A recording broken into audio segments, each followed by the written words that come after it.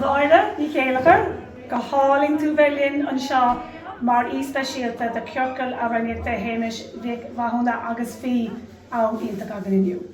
Bhí sé go hálainn an chuireáilúis mar bheithanna go mar hémas Mhúin agus tá go chuir an ráige dá amhráin bhúscríoch sa méidir bhúscríoch chaise maith ón roiimplínta. Agus bhí sé chomh jazz ceapan donna daoine a tháinig chuig an Gartlan.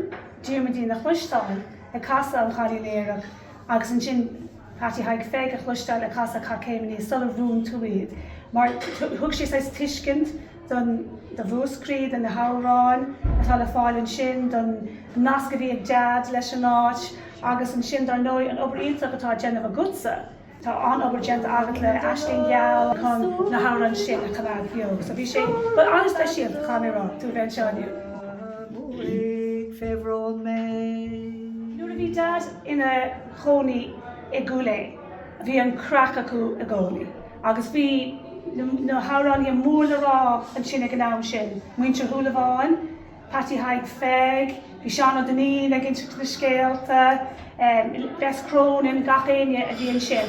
Agus dúirtas an amórháin gur ruairt Danny, Mike, gur chur dad, béród Jollification isteach I rudaí dúirte.